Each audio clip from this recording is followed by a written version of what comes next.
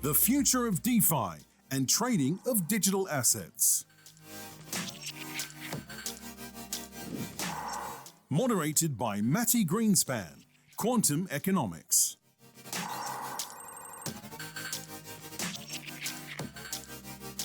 With Jimmy Zhao, ZBX. Matthew Dixon, Evi.io. Roman Adazi Gouveia, Italy World. And Brian Christensen, Blockcities.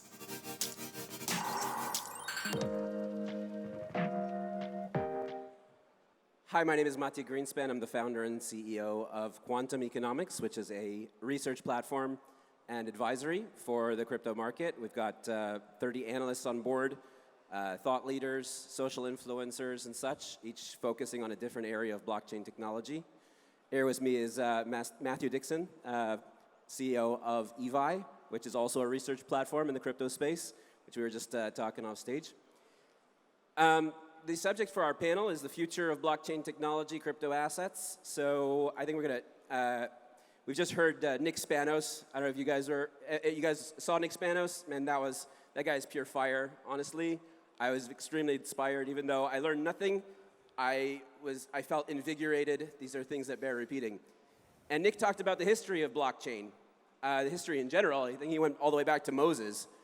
But we're going to talk about the future. And we're going to be, I want, leave the present for a moment with me, Matthew. I want to think about, so the great YouTuber and blockchain advocate, Andreas Antonopoulos, we all know him very well. He once put it like this. He said, in the year 2000, when the internet was young, we could not have imagined a platform like YouTube or Wikipedia or Facebook. I mean, these things, we just simply had no frame of reference for them. Hey, we got another guy. Hi. Welcome. Brian? Yes, sir. All right, welcome to the stage. And basically he said we couldn't imagine these things because we had no frame of reference. We didn't know how to use this tool. And what I want to know right now is, what are the things that are going to be invented in 5 years from now, 10 years from now, 50 years from now, using blockchain technology that people haven't even begun to imagine today? So I'm going to throw it over to you, Matthew, and I want to hear, what is your vision of the future, 5 years out, 10 years out? Where do you think we're going with this? Wow, that's a tough question to see into the future. It's interesting because if we look back where AI started, I think it was about 1956, and we saw IBM. Basically, well, that's when AI first started, artificial intelligence. The research into it first started back then. And they had a promising start, and then we had what was called the AI winter, where government funding was withdrawn. And then we had, I think it was 1996, around that time, that we had the first chess computer, the first AI computer. I think okay, it's back. So the first AI computer that was actually beaten by, who was the chess player at the time who beat it? I don't remember, man. I wasn't born yet. Okay. Future, Matthew, future, focus. This was the world champion. When I say future, we have to look at the past to learn from the future, because everything that we see, I mean, you talked about going back to Moses' time, everything that we see is basically has been done before, and there are many things we can learn from the past. So when we look at Bitcoin, you talked about Nick Spanos and why Bitcoin came into existence, and we saw the problems with centralization, and now we're seeing decentralization. So we're just seeing the birth of decentralization and what this will bring. So we're looking at the metaverse. There's a whole lot of things got to change in the world, but it brings a whole lot of opportunity. So this centralization of power throughout history has caused problems, wars, disagreements, inequalities, all of these things. So what the power that we now have in our hands through the blockchain, through decentralization, can actually really democratize the world. So people in far-off communities, wherever they are, people who were not so fortunate for whatever reason economically, now have the same power as everybody else. So this is true democratization. So when we're looking at the future is very bright. We're going to go through a lot of hurdles in the meantime. I was talking about the chess computer, which, first of all, in 1996, that a computer could not beat a man, the world chess champion. It later went on to beat the world chess champion, and now basically it's a foregone conclusion. Nice. So I don't know if you guys have read it over the weekend. There was an article out in Time magazine who interviewed Vitalik Buterin, we know, the founder of Ethereum. And the cover of Time magazine was a little bleak for crypto and and basically Vitalik was expressing serious doubts. There's too much profiteering. There's $3 million monkeys. Like literally, how do we get to a course correction, Brian? What do we need to do? I mean, Vitalik drew his own conclusions, obviously. I mean, he figures that he needs to be a bit more hands-on, even if it means at the cost of egalitarianism. But what can we do as founders of blockchain companies? What can we do to kind of steer crypto into a positive way? Yeah, so I mean, for the most part, we've seen this with some of like the crypto winters and summers, falls, springs. Very much cryptocurrency has been used by, honestly, the majority of projects as an extraction mechanism, for the people that are launching. Crypto Ponzi's. Yeah, and I get it. Everyone wants to make money, but as this technology matures, what inevitably happens is we start to be able to use these tools to build in the real world.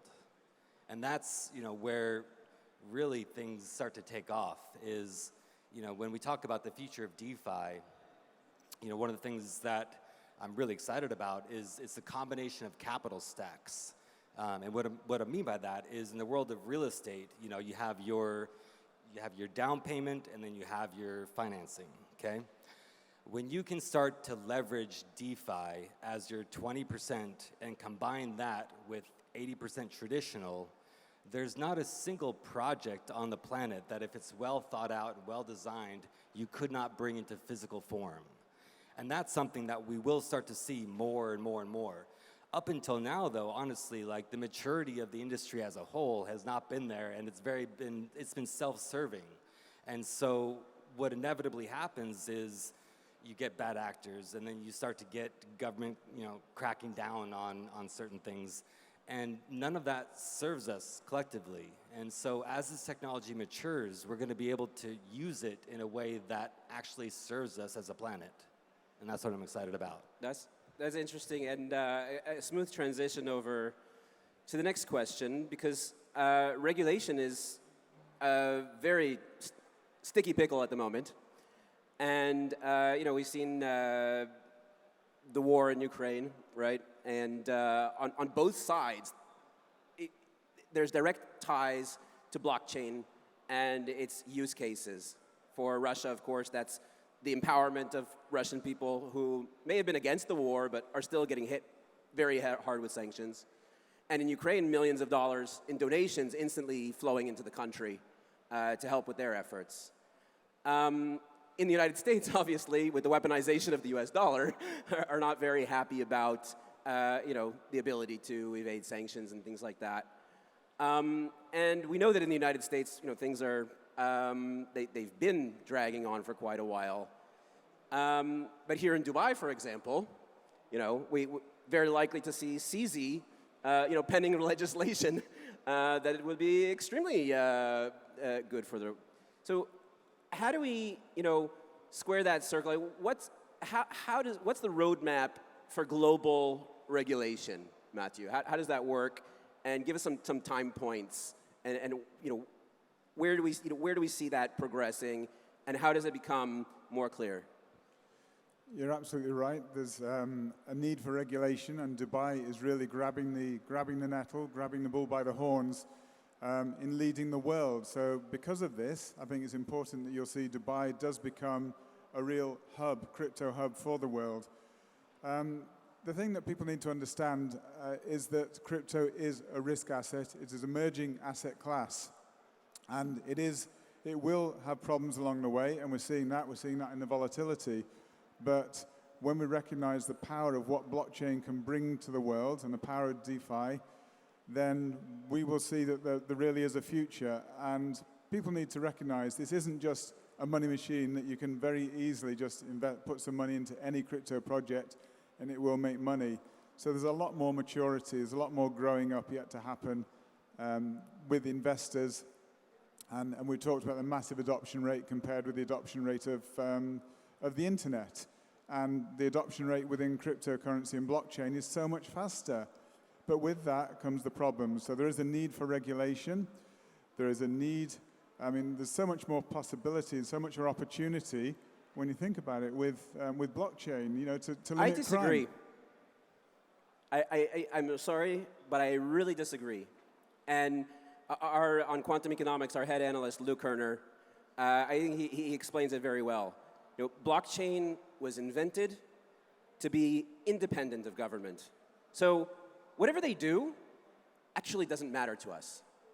And it was asked to me on the first time I was on a live interview on Bloomberg. You know, what if the central banks don't like it? So what if they don't? They can't control it. It's beyond their purview. So either they can get on board, you know, and be helpful, or they can try and stand in the way. But either way, it doesn't matter, because we're moving forward. Do you see CBDCs as a risk or as a help? Yes, and we've done a lot of research on CBDCs, and we approached it with an open mind. Our analysts came to it with a very open mind about how could it be helpful, how could we know that China's going to be, you know, they're going to use it as a surveillance tool against their own people. But it became clear to us during the trucker protests in Canada when the Prime Minister of Canada declared a state of emergency in order to freeze bank accounts of people suspected of donating $25 to the trucker movement. It's a peaceful protest. To declare a state of emergency over something like that is ridiculous. What would happen if there was a digital loonie? Like, what would that look like? They would be able to not only instantly freeze bank accounts, they would be able to take money out. Why not? They're the government. They can do whatever they want. So it became very clear to us that CBDCs across the board are a risk. 1,000%. I mean, anyone that feels like the government's not going to be tempted to hit that off switch, you know, is crazy. You know, you're obviously not living on planet Earth, because controlling people is, you know, what governments do best. So, unfortunately, it's one of those things where it's inevitable to some degree. You know, I wish it wasn't very much, and I'm with you as far as, you know, regardless of legislation or not, you know, blockchain development is going to continue to do what it does. You know, in an ideal world, just setting the framework, you know, it's really simple. This is a utility token, here's what qualifies it. This is a security token, here's what qualifies it.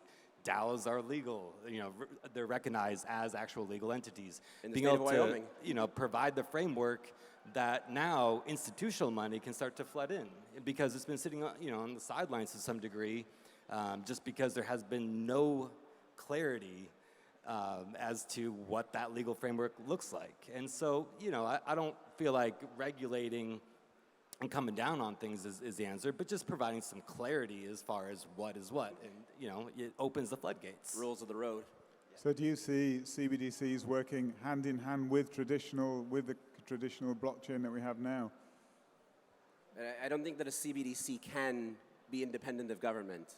By nature, I think that they are in charge of the design choices, and why wouldn't they implement those fail-safes, right, for as they see them? We see them as something else completely. But since we got 30 seconds left, and we're talking about the future of crypto, predictions, boys. Where's Bitcoin in 10 years? Doing well. You know, one of the things that's interesting, so right now with everything going on with the SWIFT and Ukraine, Russia, you know, one of the things that hopefully I would love to see us actually learn is that what we do to someone else, we're also doing to ourselves, right? And these sanctions ultimately are going to drive the use of the dollar, less and less in terms of it being a reserve currency, and naturally that'll give birth to a bankruptcy, which then will lead to a U.S. bank. It's no longer a global payment system, the SWIFT, is it? Yeah. All right, thank you very much. Thank you.